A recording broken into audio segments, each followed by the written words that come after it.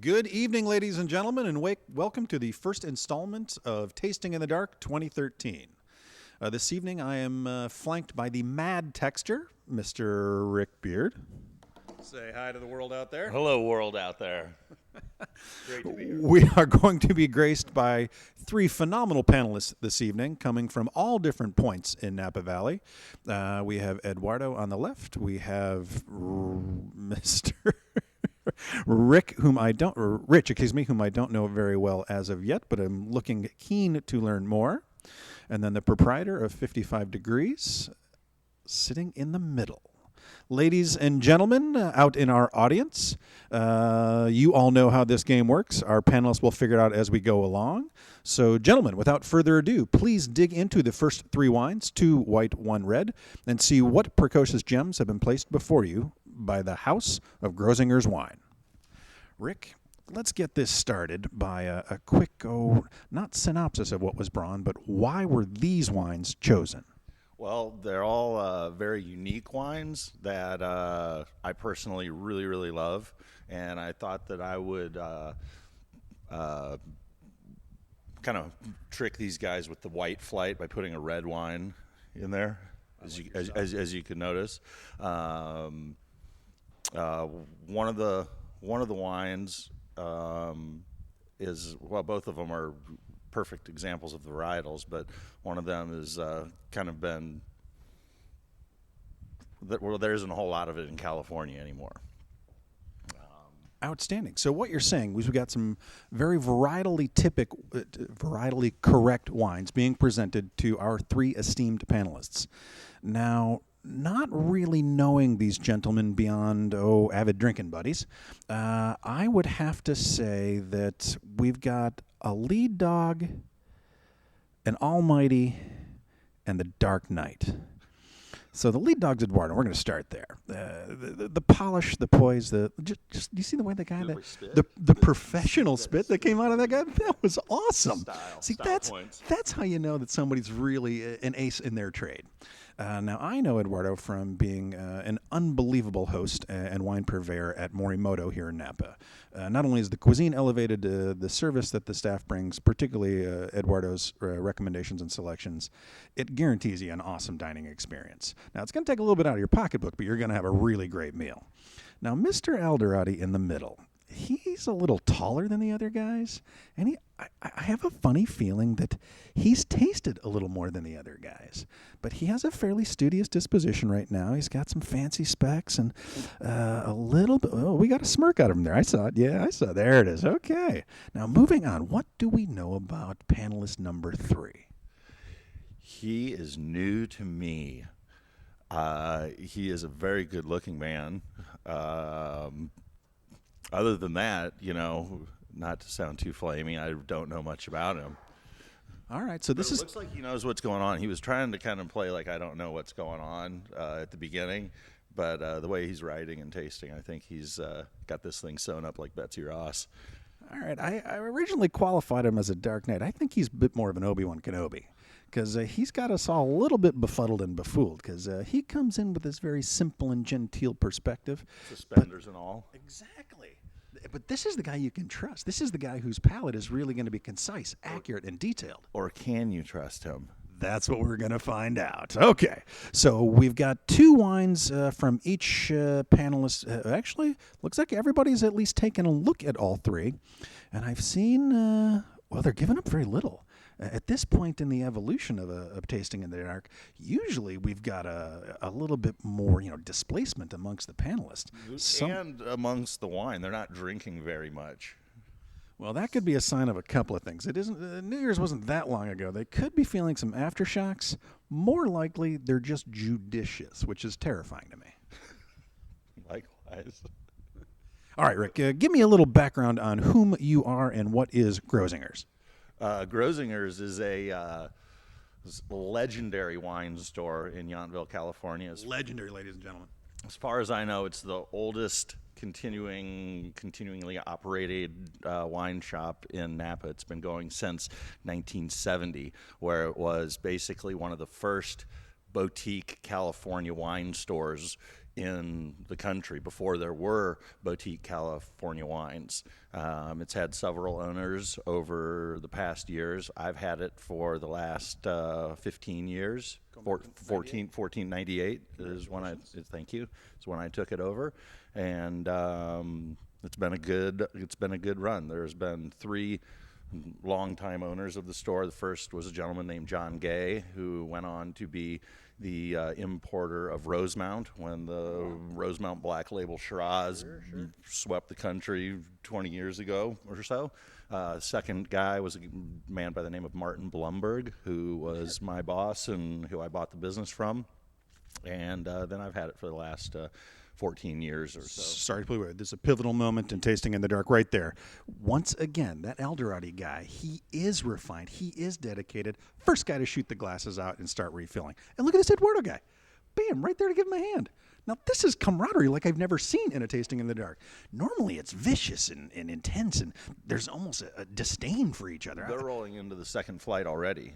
Which is a good thing, because we are now 7.5 minutes into a 15-minute cycle, and they'd better step it up, if you know what I'm saying. Yeah. I don't know what to say. Well, that's why they bring me in. Apparently, I'm a bit of a color guy. So you and I will stick together. Don't you worry, son. I'll keep you covered like a blanket in the night. All right. So Rich is now kind of catching up. He's a little bit behind the rest of the team, although they have both left Eduardo in the dust. See, that's what you get for being the good guy. You help out the buddy on the right. Where is he later when you need your glasses filled? Nowhere to be found. All right, although he maybe needed just another minute. Whoa, Rich is up. He's coming around. Okay, all right. No guts, no play. I like where this, holy Jim. Did you see this guy, the double pour? Did I call him an Obi-Wan Kenobi, or did I call him an Obi-Wan Kenobi? I told you he was the sleeper. He knows what's going on.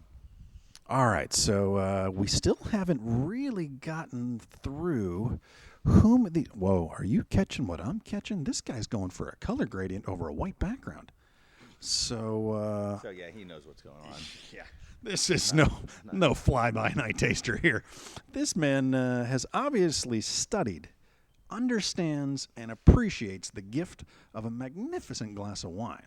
Now, owning a wine shop like Grozinger's with such history and pedigree, do you ever feel that some of the clientele comes in and they know a whole hell of a lot more about what you're slinging than you do? Not usually. Oh, okay. I have very knowledgeable clients, though, and it's kind of a joke. A lot of them are very, very knowledgeable, and I have my recommendations. I taste a ton of wines every month, and narrow it down to about 25 or so, 20 that I put in my monthly newsletter that I write. I try and find wines that a lot of people don't know about, real small productions that kind of overperform for the money. Try to give people a lot of bang for their buck and don't necessarily chase after all the typical cult wines and big names that are out there, and hope that people can find some new experiences and some great flavors through the wines. Now, how would someone get on to receive that communication? Is that at grozingers.com? Yes, grozingers.com. It's GROEZINGERS.com. I have a website, obviously, and you can click, put your email in there and receive the monthly newsletter. There's some educational and not so educational videos and crap on there that is pretty fun. So that's a PG-13 warning for those of you out in Cyberland. And having spent, wait a minute. We got something coming out of Rich here. I'm not quite sure what that look was, but he's coming back to the glass, and he seems to be a little less confident than he was earlier. So have we hit a saturation point on this? I don't know. It was almost like this thing's corked look. No, okay, good. Okay, so the wines are accurate. The tasting is moving along nicely. And to put a feather in your cap, you have actually, Grozinger's has turned me on to a couple of really phenomenal wines that aren't even from here in Napa. They were actually Rieslings from points, in Germany and Alsace. So I thank you for encouraging my drinking and elevating it as not just an experience for me, but for everyone at my table. Okay, now let's get back to the tasting. So this Eldorado guy in the middle, Mr. Neil Eldorado, longtime veteran of the Valley, and a brilliant businessman, he can take an idea out of the theoretical, implement it, and make money. Do you know how rare that is in this valley? I mean, you should be aware that you did pretty much the same thing. I've been aware of him. He's done an incredible thing and with great success over the years. Kind of the man. It's you know. I like where you're going with that. I will just, for the rest of the evening, refer to Mr. Neil Allardy as the man. The man. All right, so we've got Eduardo on the left, swishing vigorously, trying to saturate his palate, making sure that every little nuance of that wine is available to be experienced, assessed, and processed. He's not much of a note taker, though, this guy. I'm wondering if he came through the School of Hard Knocks, not so much an MBA from Harvard. Although he does have the look of a studious son. Glasses. Yeah, well, not even that it's glasses. He's got a nicely coiffed visage where he presents himself in such a... And a coat. Yeah, well, a proper way. This is a young gentleman. I'm impressed with the guy. And I got to say, every time I see him at work, which is at Morimoto just a few doors down, it's one of those guys you just like to meet because you know you're going to have a nice evening. He smiles bright. Yeah, when you walk into Morimoto, you know there's obviously lots of beautiful women that work there, but this guy is the one. He really puts the ass in class, you know, when you come through the door. And on that note, we're going to move over to Rich. So Rich has now exhausted his tasting. He's more or less put the pen down. And, oh, wait, no. At our gentle prodding, he's back in the game. Now, I'm personally waiting for the green pen to come out of the pocket because I think that's going to be a more authoritative statement. And there's purpose. It's the fear of the red pen in the teacher's hand. In this case, it's green. So is that the jovial notes of Christmas just a little delayed? Or is there something more insightful, some point of incision that only a green pen can bring to the paper? What do you think on that? Well, I really think that he's accessorizing, basically, because it really brings out the light stripes in his shirt. You are a fashion maven. I like where you're going once again. All right, now let's have one last quick moment as we've got about 1 minute and 45 seconds left for the panelists to finish their notes on their wines, which gives me just enough time to wonder what is tucked in Eduardo's pocket. Is that a backup tie? Is it a kerchief? Or is it, like you said, just a little accent point to assist in the development of such a fine young man in his arena of... It brings out his rosy cheeks. Okay, we nailed it. You got it. Rick, you're absolutely right. Brings out the rosy cheeks. All right. Ladies and gentlemen, another first. Our 3 esteemed panelists have broken down 6 awesome wines spanning the globe in less than the 15 minutes available. With the tick, tick, tock, bam, that's 15 minutes. Let's go say hi. All right, gentlemen. In one moment, DDA will step up to the table to very quickly snatch away your scorecards to tally up the votes and find out who is the grand champion of Tasting in the Dark 2013 1713. Before we go any further into the scoring, let's get a moment to meet our fine friends, shall we? Ladies and gentlemen out in Cyberland, I'd like to introduce Eduardo. Eduardo, say hi to the world of Toot Sweet. If you wouldn't mind, give them a brief 1, 2, 3 sentences on, was there a clear winner? Was there a clear loser? Or was it just an unbelievable flight of wines? You're perplexed as to how they could all be so awesome. First of all, I want to say really, really good set of wines. They all really brought out the best in themselves. If there was a winner personally, as far as taste and complexity and brightness and color and aromas, I think is a very close battle between 5 and 6, which I believe to be a Pinot Noir, actually 4 and 5, the Pinot Noir and perhaps a Cabernet. I thought they really exemplify, if it's a Napa Valley or Sonoma Coast, it's best. Richer, beautiful, rounder, a little more decorative. The Pinot Noir was really sensual, voluptuous kind of aromas. Right on. Okay, we're switching chairs for the next one. That's well done. And then the Cabernet had a little bit of a pepper, a complexity, a little masculine, so it's like a perfect couple in there. Fantastic. Now, second, I'd like to introduce Mr. Neil Allardy. Neil has been a principal in the wine business here in Napa Valley and the proprietor of 55 Degrees in St. Helena for 14 years? 12 years? 15 years, my apologies. I have had the pleasure of tasting with you infrequently, but certainly times to remember. Usually in your office, and there's usually more than 1 or 2 bottles being tasted. Exactly. What did you glean from the 6 classes presented? The first three wines, I loved wine number one. Excellent. I thought it had a lot of rich body, a lot of great aroma, a nice finish. I was not really fond of the third or the first red in the first flight. Okay. I was very impressed with the three of these, very close as far as the total score for me. All a little different. I preferred number six. Interesting. I think that even though the scores were close, this was a little bit more to my liking. Rich, voluptuous, concentrated, had a nice finish. But 4 and 5 also had the same thing.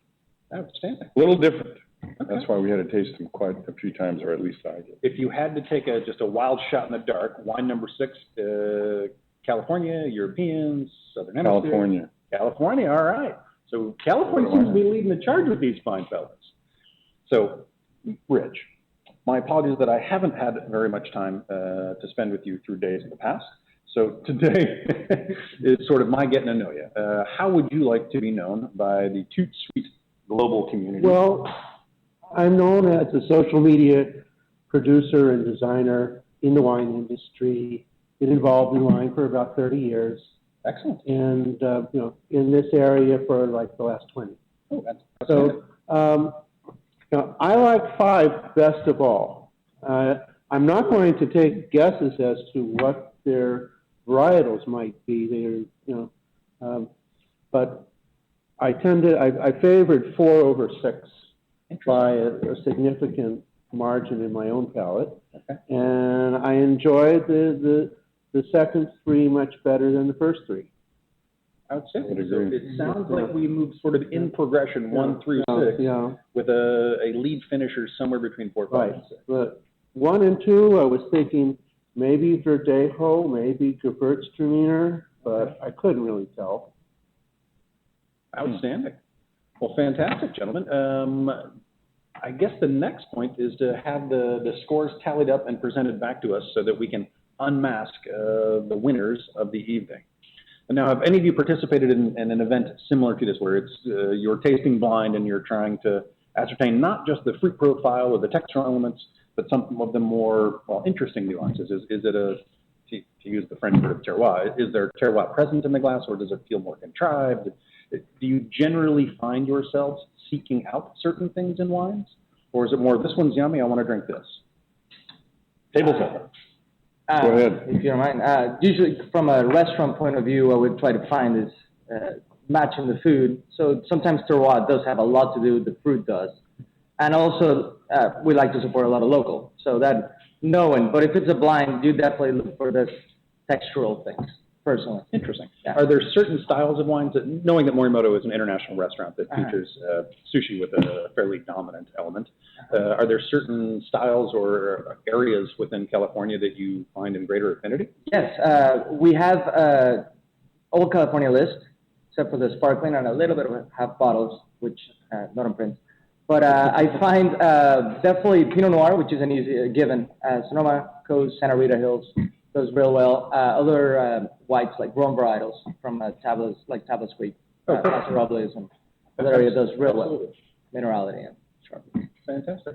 Neil, I know that the majority of the business of 55 Degrees is collecting and storing wines for individual clients. And I know in previous days you have acted as liaison between some of the better wineries where they're allowed to come in and present wines to your clientele and to you specifically. Are there certain wines that you have found to be more successful in that light, or possibly the converse being true? Are there certain wines that generally don't succeed in that arena? You know, what we've tried to do over the years is present to our customers a variety. Everybody has a different price point. To take what you said a couple of minutes ago before you introduced, or Eduardo was talking about the yummy. I'm more of a person, if it's a nice wine and if it's a good value, it has certain characteristics, then I would say, this is a wine that you all may consider. Okay. And so, you're always looking for something new that nobody else has. That's the wine business. That's this affliction for wine collecting. It's you want to be able to pull out from 4, 5, and 6, or 1, 2, and 3, something that somebody has probably never thought of. That's a good value. That rated blindly with the three of us exceptionally well, and that was at a good price point. So everybody wins. It's not necessarily going to the same old cult wines all the time. You know. Oh. Perfect. And Rich, if I may ask you a fairly similar question, knowing that you're quite a tenured taster, speaker, writer, and authority on wine, are there certain arenas of the globe or certain places in California that you seem to find a little bit more pleasure in drinking? I've been specializing a lot this past couple of years on the wines of Spain. Interesting. And the Spaniards have been going out of their way to put more road shows into San Francisco than have the French. So you say, how many different domains or AOCs can you taste a large variety of wines in? The Spaniards have much outpaced all of the other countries of the world, and giving you a chance to taste things that will probably never be imported into the United States, just because the importers are up to their ears in brands and haven't a clue as to what the customers would prefer better than what they already have.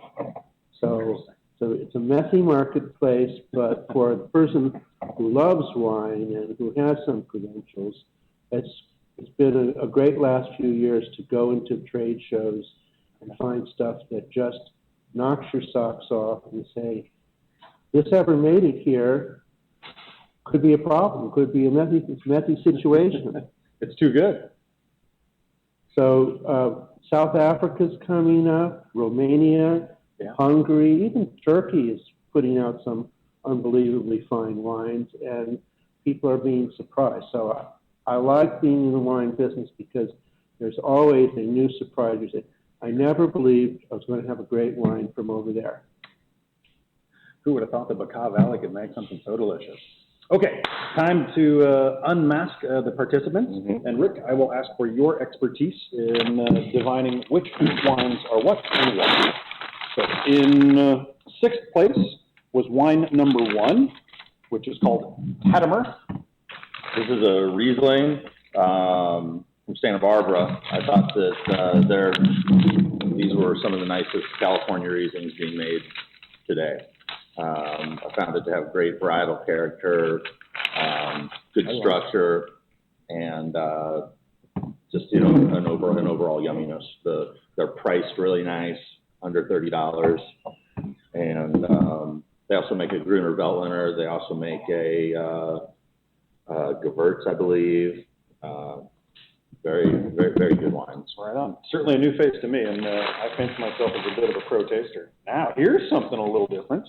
This is one of my favorite wines that I have in the shop. It's a very rare varietal grown in Spain called Nebbiolo. It's spelled Abillo, and it's grown in granite sand at an elevation of about 1,000 feet, maybe a little bit more.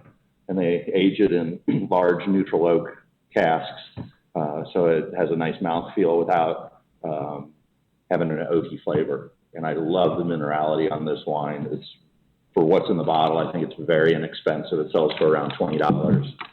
I've had a lot of success with this, being mostly California wine store. A lot of people have really enjoyed this and came back for more. It's coming from a very rare domain. It's coming out of the Madrid area, which has probably fewer bodegas or wineries, as you'd say, than the other 23 big growing areas. And these are 80-year-old vines. A lot of good stuff in that bottle. Wow, there's a surprise arrival. And Grenache from the Paris vineyard. Up on Mount Veeder. This is the last vintage that's actually under the Paris label. Jim Paris decided to get out of the production end of the business. This was made by Douglas Danielak, one of the best winemakers out here.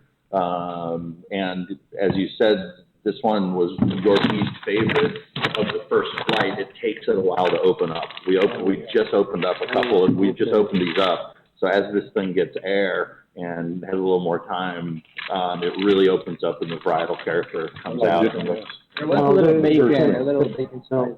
So this is actually the Paris Vineyard, which is extremely rarely able to see. Jim Paris does sell a certain amount of his Grenache to Keyvine now, yeah. But is he a permit or what? I mean, he's a hard person to get to know and talk to, right? He hides out a little bit. I have his phone number. I can usually get a hold of him. And how much does this go for on a bottle? So this used to be about $38 a bottle, I believe, was the retail price on it, around 40. He's been giving me some special pricing on it since he's not producing the wine anymore, and I've been selling them for about $25 a bottle. For that price, I think it's a very, very...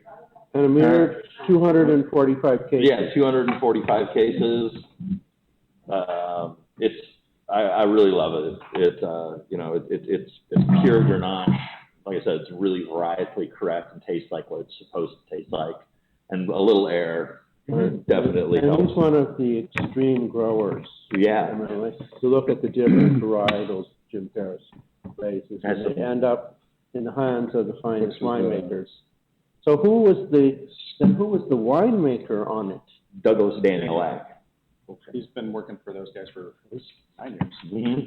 Okay, and this one is, the next one? This is called Scarlet. Scarlet. This is a Rutherford Cabernet from... Which one, which number was it? This was number... Wine number 6? Yeah, this was 6. Finishing position number 4. These are some good friends of mine, Stephen and Maureen Riker.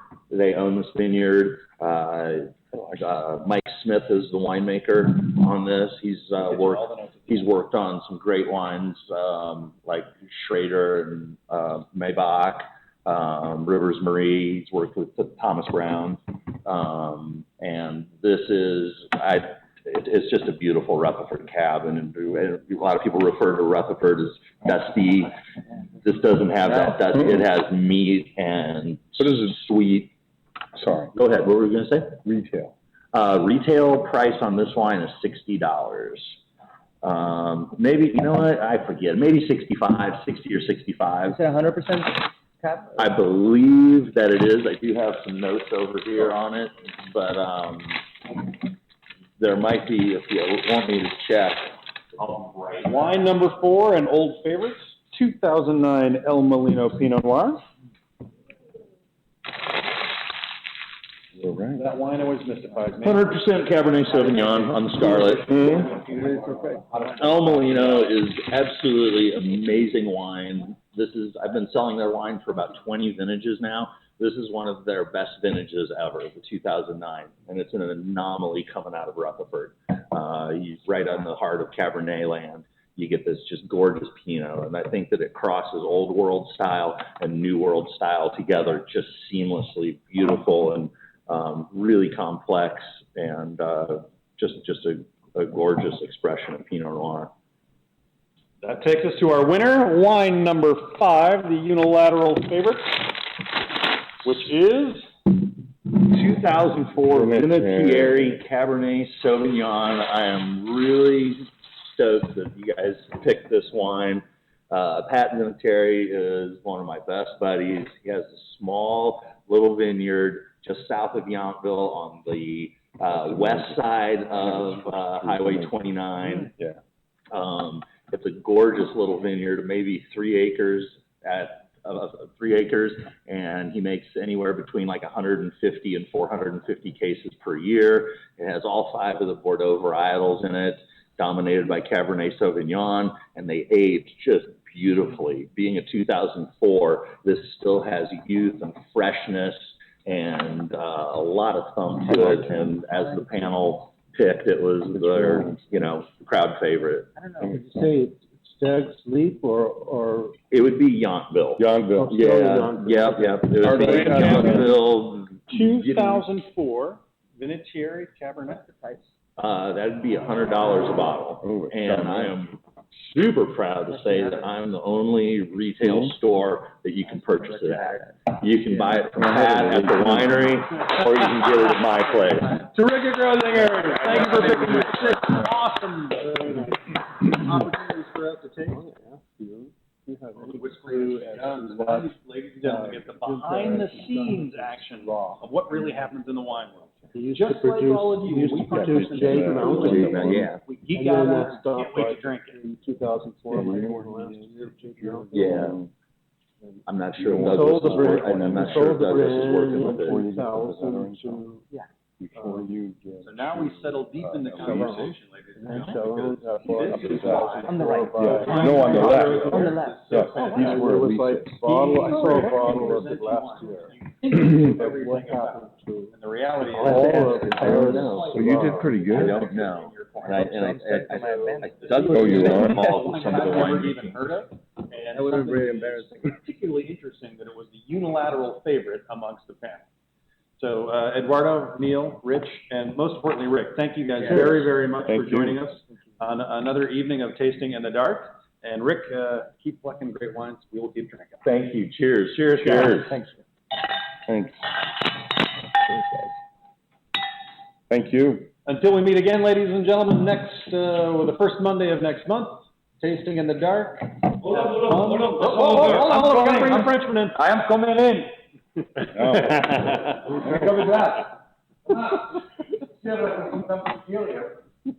Do it. Awesome. Let me draw the glass. Here, I'll share with you. Come here. Sit here. Try the winner. So what do you guys think of the selection of Groezinger? I like them. No, I used to buy my wines there and have them shipped to somebody else when I lived in the Midwest. Yeah. And then they would reship them to me. No. The person that you bought, Martin. yeah, Yeah. I dealt with Martin in the 80s for a long time.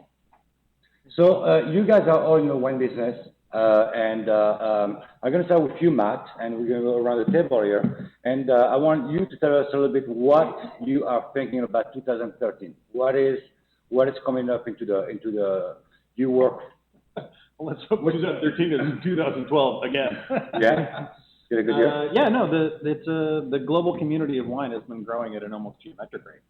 And having spent the first couple of weeks of last month traipsing around Italy, you really get a feel that there's camaraderie above the bickering and the fighting. Now, granted, I wasn't in France, so I can extrapolate only so much. But it seems to me that the technological innovations are really accentuating the soul and purity of most of the winemakers that are currently present here in California. And the real gift of that is that we get to see more varietally correct wines for Rick to offer to you fine folks out there in consumer land. And ultimately, you will be drinking better wines at every point because people like Rick and these fine folks are going to demand it for you. That's one of the best parts that we've been learning an awful lot over the last 8, 10, even 20 years. It used to be you were buying on a brand. Now you can be more selective. No, I want Cabernet, I want it from this place because I want to taste those notes. And now you can achieve that with something as interesting as Scarlet or something as esoteric as Vinatieri. These things exist. You just have to have a guide dog or the right person to help find them for you. And that's Rick. Right. Rick, what do you think of 2013? What is Well, so far, it's a very cool growing season for Napa Valley in California. So I think we're going to get some pretty bright wines if it keeps up like this. 2013, I think that we're seeing a lot of a refined, California is coming into its own. We're getting away from the giant over-the-top jammy cabs that are over-oaked. I think we're seeing more terroir come through the wines as the vines get older. I think that the American consumers are refining their palates to find what they want as opposed to what they are told to like. And as far as the producers, I think overall there's just a refinement that's coming back to the origin of the grape, instead of a style over California-ing wines. Give us a little bit again your website address. My website address is www.groezingers. It's GROEZINGERS.com. And about your cell phone number. My cell phone, 707-738-1237, 24 hours. Give me a call. I'm around. And I also wanted to say that if you wanted the same flight of wines for yourself, it's about $300. And if you mention Toot Sweet, if you want to give me a call or an email and mention Toot Sweet, I'll do it all for $250. And get it shipped. Always the entrepreneur. Absolutely. Rich, what in social media very quickly, because I know you can go for hours talking. Like give us like in the 30 seconds you take on the 2013 what is coming up. Well, I'm watching, and waiting for bud break, but that's not going to happen until mid-March. I don't think we can get anything about the season until fruit set, which is. But I'm not talking about the social media. No, I mean how good is the wine going to be in 2013? Is that the question? No, that's like how is the social milieu? Anything that you get at more than 30 seconds. Right. I mean, the expectation of the wine drinkers is that there should be better and better wine, because as we talk to the winemakers and get involved with the marketing of the wine and the events, we're finding and expecting better and better wines being made by the continuous elevation of the skills throughout the wineries. That's great. And look, I really enjoy this panel because we have a little bit every aspect of the wine business here. Because now we have Neil already that owns also a storage company in St. Helena, and you're also a collector. So Neil, and how's the business of storing? I mean, people, and very quickly too, in a few words.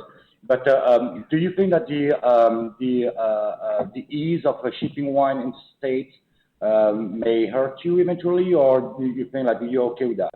I mean, what is coming up in your side of the business, really? You asked me several questions, my friend, and so I'm going to take it one at a time. Knock on wood, we have a great staff. My wife, God bless her, and the rest of our team have taken over in my absence. We're doing better than we have. The middle of last year, we started to see a turnaround, regardless of the shipping rates. I mean, a lot of people just don't have the storage that they need. Yeah. And so we have become more of an issue, more of a solution for people's problems. Taking it to the next step, there are a lot of young winemakers that are coming out, developing and producing some fabulous wines, much less alcohol. That's exciting. One of our other businesses that we do besides storage is, since we don't sell wine, is that when a new winemaker or a new winery has a new wine to release, because we have an established client base, they'll come to us, we'll do a tasting, and then we'll send out an email. They order directly from the winemaker or the winery or the wine shop, and that's the way everybody wins. Yes. But we've noticed that the economy is changing. Yeah. People are buying more wine. We've had to hire more people. Yeah. I personally don't think that the shipping ease, it still comes down to finances. Yeah. If you don't have many people in a certain state, are you going to spend the thousands of dollars to register with that state, or are you just going to refer them to 55 Degrees to make other arrangements? That's very true.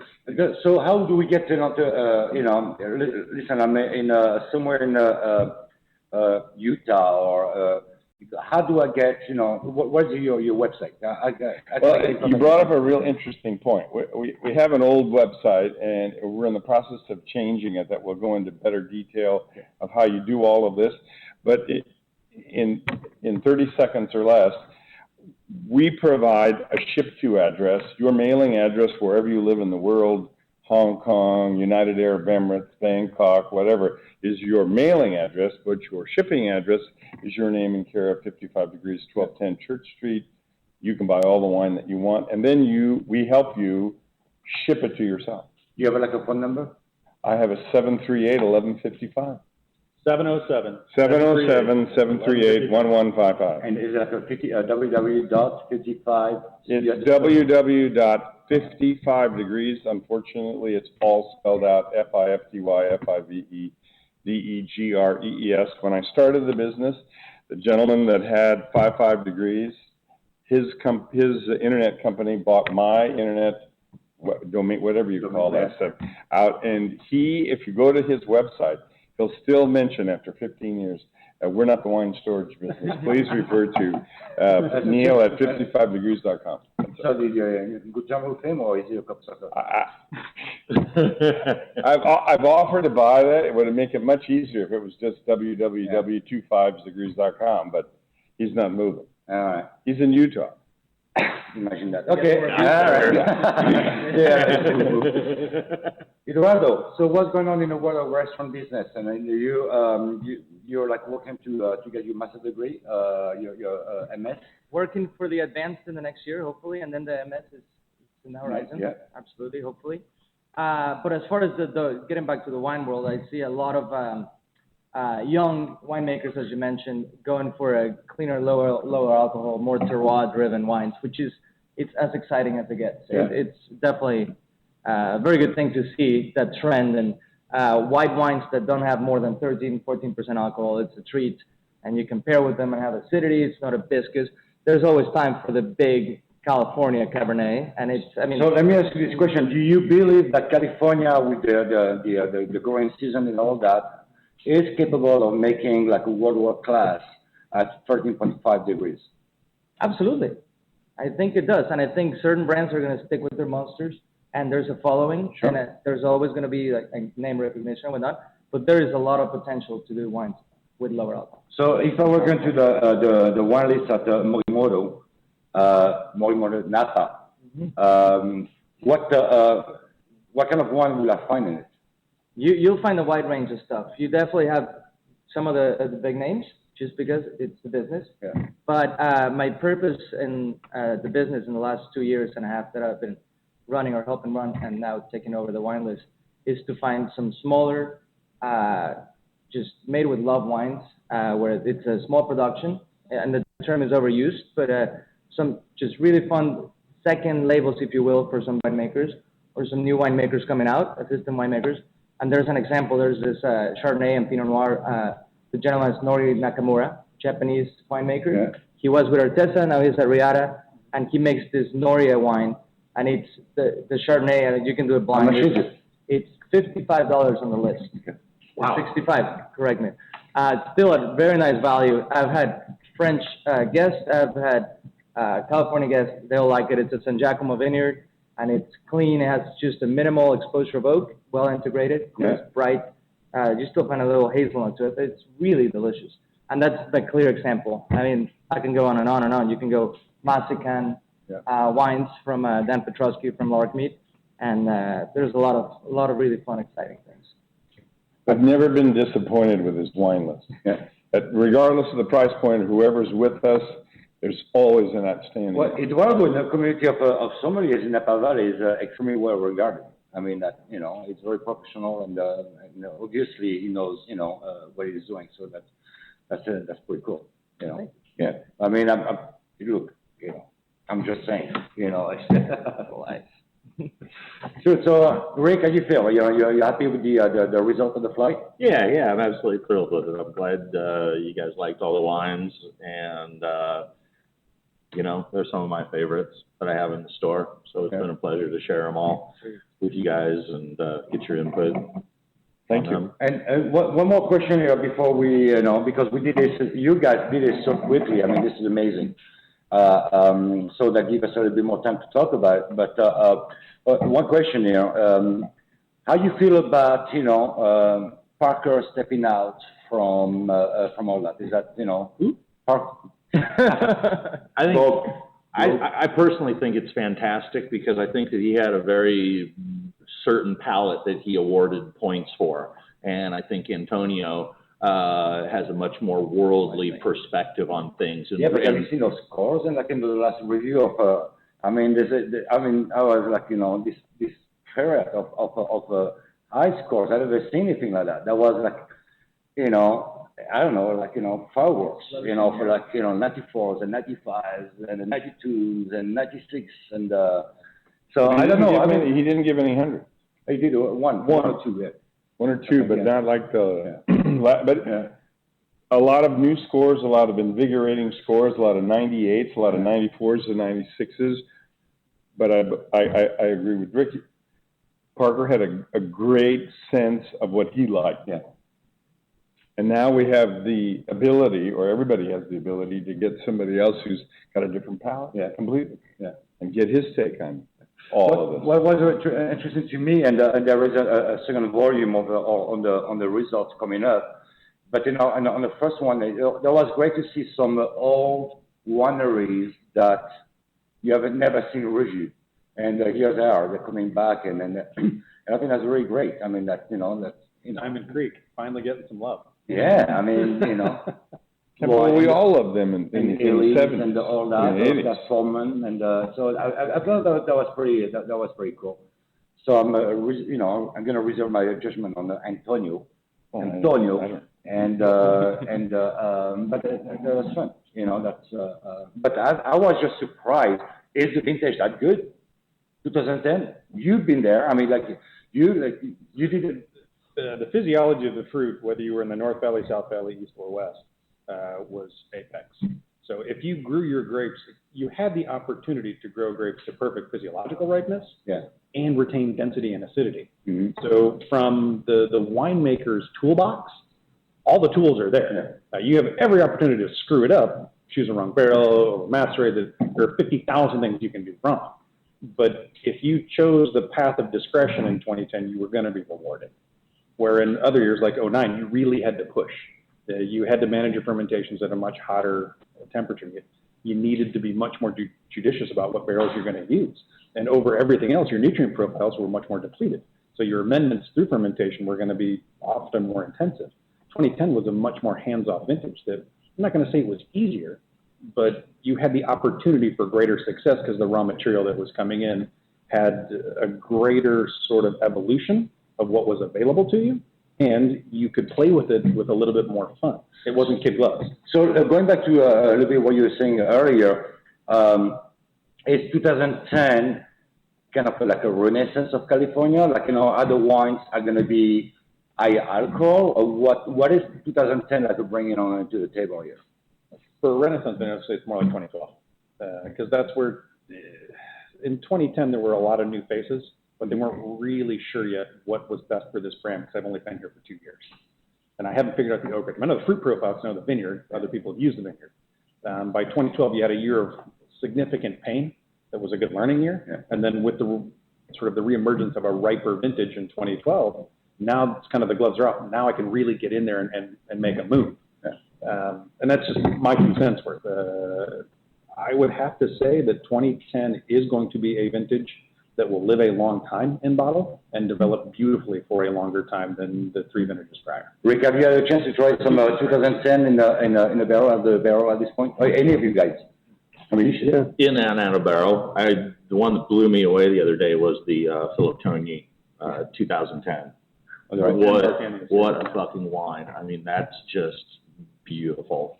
So I think that, you know, as they, and I've tasted some that have, you know, not achieved the big ripeness that a lot of California consumers want, but I think that we'll find wines with a lot of balance and, like you said, longevity that will blossom down the road a little ways. How about, go ahead. No, I was at Rich, you don't have to pay for the tasting. I'm trying to look up the name. I was at a tasting for Naked Wines last week in San Francisco. It's the Wine Love Wednesdays group. And one of the winemakers who made a Cabernet in 2012 was giving out tastes of the still fermenting baby. And you could tell this is going to be a pretty fantastic wine. You're not going to tell us who. You're looking for the card. Oh, you're terrible names. Sorry. But I just saying, I know that there's really one fantastic Cabernet on its way there, at least. Yeah. It's been a very impressive distributed winemaking company. For 1 second before you go. Sure. Anyone who wants to reaffirm that out in Cyberland, give me a call at Chateau Boswell. I'll put 8 or 10 different Cabernets from 2010 in front of you, and they're all going, you're going to go, holy shitballs, that's awesome. All right. What is the email address, sorry, the website, www.chateaubaselwinery.com. What is your cell phone number? 707-963-5401. It's an office. Here it goes. Oh, yeah, Neil.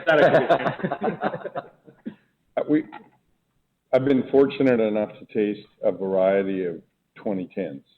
It is going to be a fabulous year. I have to wear another hat as a grower.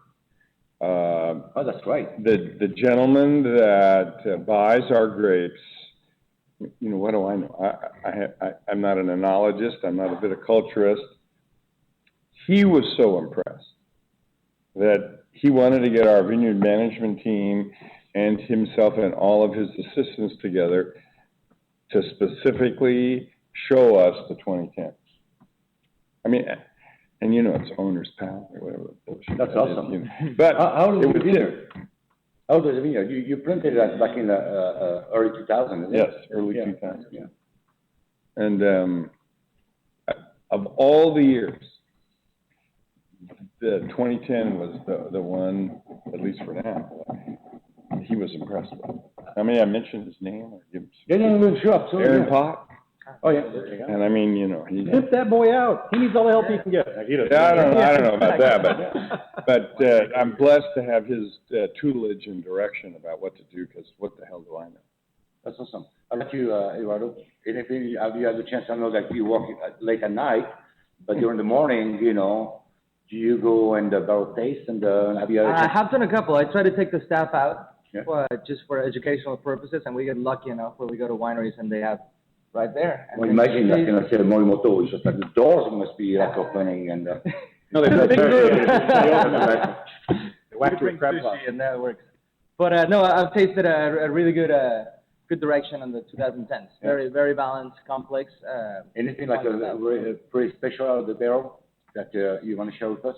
Jesus. Just I one. gotta backtrack now and start thinking about which ones. You can say Tony. Vineyard 29, actually. Vineyard 29 Oh, yeah. had excellent barrel tastings, and tomorrow we're going to Chimney Rock, and we'll see what they have to offer us. Absolutely. But yeah, that was pretty much outstanding. The Vineyard 29, Keith Emerson and teams. And bottle, I tasted the Premier Moonshine in 2010. That was really delicious. Philip Maltese. Yeah. As good as they get as well. Yeah.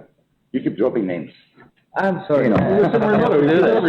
But yeah, that's his job. All right, Didi, we'll turn the coin on you. Come on. Listen, I haven't tasted anything. I mean, Come with us more. Now I know you're lying.